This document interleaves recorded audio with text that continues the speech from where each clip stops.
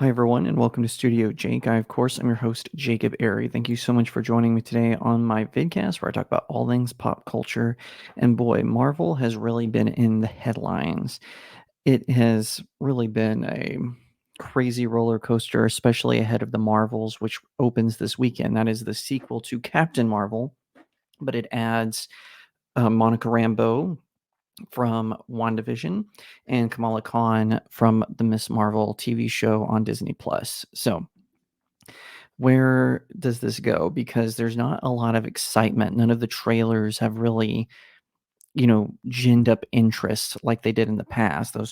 Those Marvel trailers, even Thor Dark World and even the Eternals trailers could really gin up interest in the film. Ultimately, didn't work with the Eternals, and Thor Dark World ended up being terrible, but their trailers were still pretty cool. So what do? Everyone is kind of laughing because this movie is supposed to be about girl boss power, right? But instead, for this final trailer, they are relying on the appearance of Robert Downey Jr. and Chris Evans reprising their roles in flashback sequences as Iron Man and Captain America, respectively. So Hollywood in Toto has this, and go to hollywoodintoto.com. Christian Toto, he's a really good film commentator. This is what he says about it. He says, experts predict the film could make anywhere from 45 to 75 million, a far cry from the MCU glory days.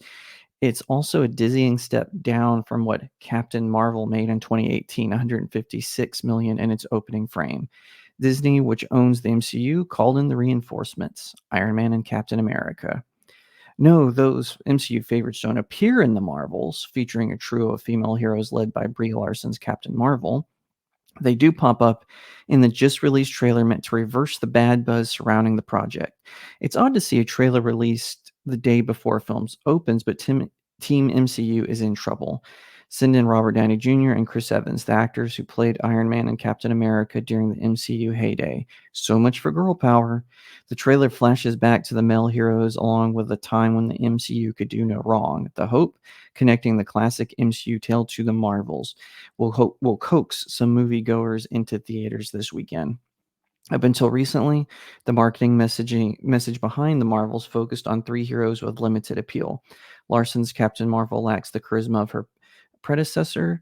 Vellani's Disney Plus series Miss Marvel failed to draw a crowd on the streaming service. Teyonah Parris, introduced on Disney Plus's WandaVision, completes the new film's trio but lacks the name recognition of Thor, the Hulk, or Spider-Man. It's crunch time for Marvel and Disney. Even a super woke company realizes its fans miss the days when Shellhead led the charge against foes like Loki and Thanos. So basically, and then I love his headline because he calls it a Hail Mary Sue, which is basically what this is.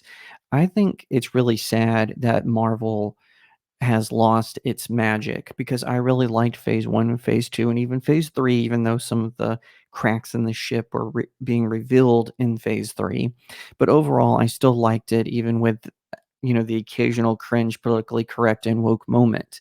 However, after phase 3, woke completely took it over. WandaVision's ending, it basically turned Wanda into a villain, but then they wanted to try to downplay what she had done. I've not seen Miss Marvel. I heard that it is basically a kids show or a teen show, I should say. So I didn't really bother. Wasn't really for me, right? Hawkeye, I was excited for Hawkeye, but then I've heard stories that it's a bait and switch. Maybe I should watch it. Maybe I'm wrong.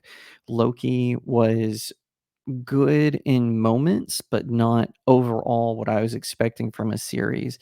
And also, again, they're trying to redeem, a villain who probably shouldn't be redeemed, right? I mean, he tried to massacre an entire planet, probably killed millions in the process, invaded New York City. Why does he get the redemption treatment? I don't know what it is with Disney these days where they want to make everything shades of gray. Not everything is shades of gray. Sure, you've got some anti-heroes like the Punisher. He kind of deals in that gray area, but Loki doesn't. What Wanda did to those townspeople certainly doesn't. And now they're trying to push Captain Marvel, Miss Marvel, and Photon, I guess. We don't really know what Monica Rambeau's code name is going to be or superhero name is going to be. Maybe it will be Photon. I kind of hope it is. But you can kind of see that Marvel under the corporate overlord of Disney, they really went the woke route where we're going to humiliate the white straight males. We saw this in Loki a lot, right? Where his punishment was to get kicked in the crotch by Lady Sif over and over again. Why? That was a dumb thing. Why not make it where, kind of like the Doctor Strange thing where he was just falling? That would have been a good punishment for him and a good throwback to Thor Ragnarok. But no, we've got lazy writers, we've got pandering writers who care more about high fives on social media by woke SJW snowflakes who don't really care about these properties, who've never cared about the properties, who never watched them, never read the comics, never read any of the source material. Maybe they played a video game or two or read their Wikipedia page, so they think they know everything. I find this as a Batman fan happens all the time. People watch Beware the Batman or play the Telltale video games, and then they think they know everything. And it's just those are two of the worst properties from Batman.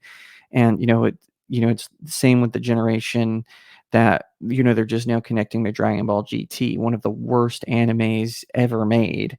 And but they're like, oh no, GT is just as good as Z, and you're not a real fan. It's like, shut your mouth. Do not speak the deep magic to me. I was there when it was formed. That's what I want to say to all of these nonsensical fans who want to go after guys like me who want us to see semblance of our favorite characters based in their source material.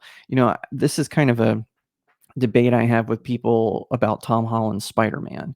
I like Tom Holland's Spider-Man.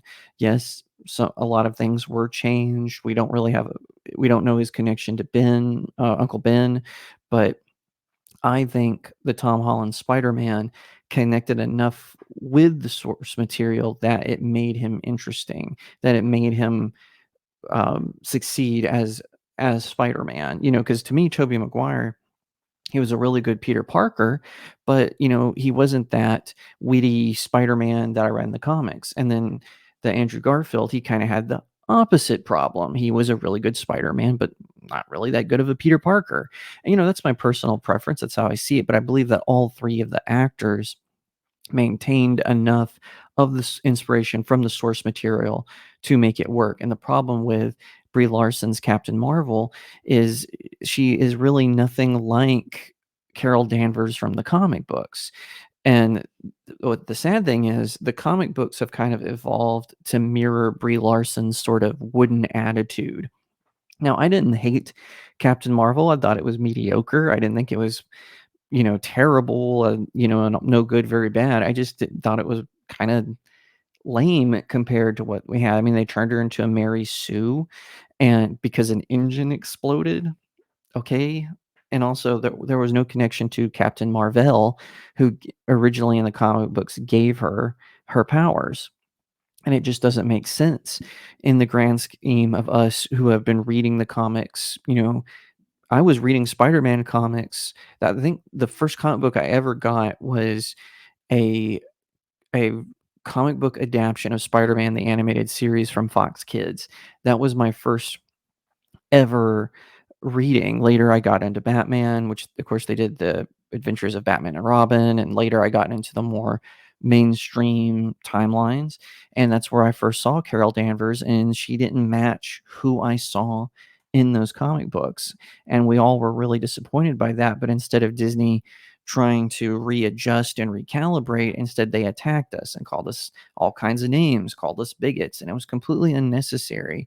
If they would just stop being so stubborn and give the fans what they want. I'm not saying it has to be all fan service, but it should connect to the fans in that way. But they just refuse to do it. I don't see it happening. And I predict the Marvels is going to be one big box office bomb for Disney. And the sharks that are circling around Bob Iger, the CEO of Disney, they're just going to smell that blood in the water, and it's going to be a massacre when it comes to the stocks. And who knows, all the people who are trying to do a hostile takeover led by Nelson Peltz, the Marvels may be the final nail in the coffin for that. Thank you so much for watching this video. I hope that you'll give it a thumbs up, that you'll leave me a comment and tell me what you think, that you'll share it out with your friends, and of course, consider subscribing to StudioJake. I cover all kinds of nerd and pop culture topics, including film, television, anime, comic books, and so much more. I hope that you'll also head over to my main website, StudioJakeMedia.com, where I have even more news, views, and commentary. Also, if you'd like to support the channel, head over to my locals page. That's studiojakemedia.locals.com. It's the best way to support me. I'm trying to build a little community there. I have exclusive reviews and articles, so definitely head over there and check it out. And I'll see you next time right here on Studio Jake.